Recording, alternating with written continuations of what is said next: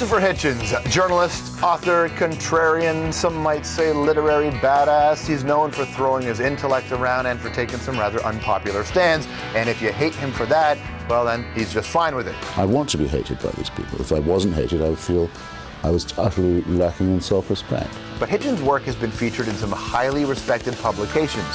And he's a contributing editor at Vanity Fair. Now, he was born in Portsmouth, England, and as the story goes, his mum said, if there's gonna be an upper class in this country, then Christopher's gonna be in it. So Hitchens went to a fancy private school, later studied at Oxford, and started writing in the 70s, and for a long time, Christopher was a staple of the left-wing media. But like a lot of people in the world, after 9/11, things started to change. Chris supported the invasions of Iraq and Afghanistan, and he broke ranks with the so-called liberal media. In fact, he ended his 20-year relationship with a magazine called The Nation because of it. But Hitchens, whatever, doesn't mind ruffling a few feathers. Who the hell are you? I think you're about as smart as you look. He's called Henry Kissinger a war criminal and Bill Clinton a raging psycho. And as for his take on the beloved Princess Di... Basically a Sloane Ranger, a narcissist, a good time girl, with a very bad taste in men. How about the unassailable Mother Teresa? Hello, Target. Hitchens says she's no saint either, more like a fraud. Oh, he's also taken on another big name, some fellow named God. Heard of the growing atheist movement? Well, you can bet a lot of those folks have either read or have put on their bookshelf Hitchens' new book called God is Not Great, How Religion Poisons Everything. Please welcome back to the show, Christopher Hitchens. Welcome back, man. How are you? Nice to be here. Things are well? Yes. Your book's in paperback now, God is Not Great. Back on the list. Back on the list. Available, fine bookstores everywhere. Everywhere, even some non-fine bookstores. Indeed, yeah. Junk bookstores everywhere, yes. You know, when you were first on the show, this book had first come out in hardcover, your book was out, people were talking about the Sam Harris book, there was the Dawkins book, The God Delusion, and in a couple of years, this growing atheist movement seems to have continued in its own way. What have you noted about it in the time since your book has come out? That there are more people in America who are determined to defend the Constitution than the Christian right had thought, who really do care about separation of church and state, who are not going to have their children taught creationist nonsense in school, not going to be laughed at for coming from a backward state that does this kind of thing, and who really think that the whole point of the United States is you can be free to practice religion and you can be free not to. And freedom of religion is also freedom from. And these people have come out to show themselves, and it's now the fastest growing minority in the country. All studies of opinion show it. Those who don't check any box for the faith have gone to from about 8 to about 16% in the last 10 years. I predict it'll double again in the next 10. Do you think it's people that are... And by the way, I think the president is one of us. I wish he would have the nerve to say so. He wouldn't have the nerve to say that? He did say in his inaugural, which I watched carefully, and I was standing on the building looking down, I could almost have spat on the Chief Justice, and in fact, don't think it didn't cross my... I bet you it did cross your mind. He did say that the America of Christian, Jew, Muslim, unbeliever, and so on, which got him into a lot of trouble with the preachers. And he did end with quoting Thomas Paine, though he didn't say who he was quoting. Right. He just said the words, he didn't say the author. He was careful. Thomas Paine was the author of The Age of Reason. You supported Obama, and Obama has a different position on the war in Iraq than you did or his predecessor did. So yes. How do you look at what Obama's going to do, and are you comfortable with where this president's going? Well, I tell you what, the president, I don't think he quite knows it yet, is in a world of pain, because he would say Iraq war not justified and a distraction from the real fight against al-Qaeda. Yeah. Afghanistan war, highly justified and concentrated on al-Qaeda. It could be I know what he means by this, and I respect it, but I think he could be exactly wrong. We've defeated al-Qaeda in Mesopotamia, in Iraq, for now, and we've re-secured the country. We have every chance of relaunching Iraq as a modern state. In Afghanistan, we're losing all the time, and we're losing our main ally, Pakistan. 60 miles from the capital city, the black turbans and the machine guns, and many sympathizers within the establishment, beckoning them into power. Obama said he would fight to the end to stop that happening.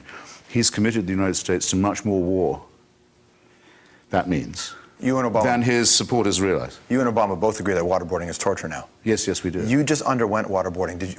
What was your opinion about waterboarding before you underwent it? Well, all I knew then was that the United States up till now, had called it torture, and if an American was subjected to it in wartime, had always sought the death penalty for those who did it. Right. Japanese interrogators and others. We always said, okay, you do this, you're going to go to the drop for that. So that was clear enough, and I thought we're not really entitled to change a position of that sort when we do it. It doesn't become any better. But I still wanted to know, and I thought the only way I can add to this argument is find some people, professionals, who will do it to me. We have it. Let's take a look at this. This is Christopher Hitchens undergoing what is called torture, waterboarding.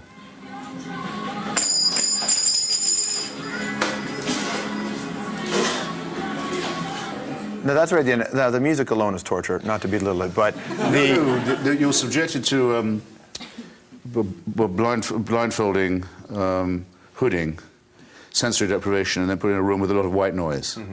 So that's before it starts, and then the water. And what you've probably all read or heard is it simulates the feeling of drowning. Right. That's not true. It is, you are being drowned. There's no simulation. That water's going in you. Yeah, you are being drowned, except very slowly. So you're held down. So you had like a towel or a rag over your head that they were keeping your head tied to the board, and then you started pouring water in. The water comes up your nostrils the wrong way, and you have, because you're a mammal, at least I think that's what we are, a primate. Every reflex in you, from the gag reflex onwards, resists. This has to stop now or I'll die. So, and you'll do anything to stop it, right. Is the corollary of that. It's coercion. You'll say anything as well. Well, no one says it's not coercion. Yeah. The question is it torture? Well, you're fit enough when it's over to, in my case, because I didn't last very long the first time, to feel ashamed and be willing to try it again, just because I didn't feel I'd held up well enough. But I didn't last much longer the second time either. And I could stop it, you see, and I knew I could. You're not 21 years old, so the idea of getting someone to want to do that to you is pretty difficult. The people who said, thank you for saying that, because I'd forgotten. The people who were doing it to me and who agreed to do it made me sign a form beforehand, indemnifying them, because they said this procedure could lead to death by stroke, seizure, heart attack, many other things, in a person much younger than myself. So they were saying, this is a lethal thing we're doing. And we need your confirmation that you accept that. So I thought, that was a hard document to sign, by the way. I would imagine if you had taken a pause looking at that, wondering if maybe I shouldn't go through with this. Of course I thought about it, yeah. But it's an old saying, cowards die many times before their deaths. Were you a coward before? Like, was this a thing for you to do? I've been in warfare as a witness in Sarajevo and in Iraq and a few other places. Zimbabwe. I've done it enough to know that I couldn't do it for a living. I couldn't be a soldier. Yeah, I wondered something about the soldiers who were doing the waterboarding, to people that were being captured. And when I watched that footage back, and you do as much research as you can on waterboarding, I wondered, I know the president and the Secretary of State said it was okay at the time, but a soldier doing that, does a soldier bear any responsibility? Because we all know what the following orders excuse means in this culture to this age. So those soldiers who are doing the waterboarding, should they be individually held? Much like, and I'm not equating what the Americans are doing to the Nazis in any way, but the concept is the same. Following orders that you may think is illegal. Should those soldiers be held accountable? A German soldier would have taken his oath to the Führer, Adolf Hitler, to unconditional obedience. And any American citizen, a soldier doubly, has taken an oath to swear to uphold and defend the U.S. Constitution, which forbids cruel and unusual punishment. Right. It's as simple as that. You don't just have a right, you have a duty to disobey certain orders. So what do you do with these soldiers then? Well, the ones who I find harder to forgive are the lawyers who invented the instructions, who sort of dreamt up a hole in the law, or they thought a loophole in the law. Yeah. So like I find it, I don't know about you, I find it much easier to think of locking up lawyers than soldiers. I think a lot of people agree with you. The other thing that you've been writing about lately, which you've been going through, was this makeover, this Christopher Hitchens makeover. Instead of doing it on a reality show, they wrote about it, but you underwent a significant makeover? Did it feel like a significant makeover? Well, the series is called The Limits of Self-Improvement. I mean, there's this huge industry now to make people look more buff and handsome and so forth. Well, you've got clips of how I used to look. Yeah, and in every picture you're smoking. Yeah, in so every I scene. stopped that. I had to do that. Why did you agree to do this sort of thing?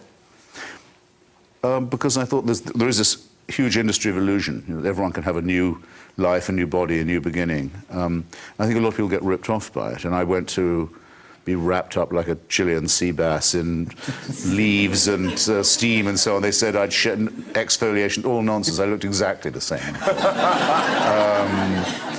I had a Brazilian bikini wax. Awful. See, now was that a follow-up to the waterboarding story, or? Much infinite. Now, if I read that we were waxing our prisoners in Guantanamo Bay, and because as long as, for men, by the way, infinitely worse. Yeah. Because ladies, maybe you know this, in order to rip, you have to grip.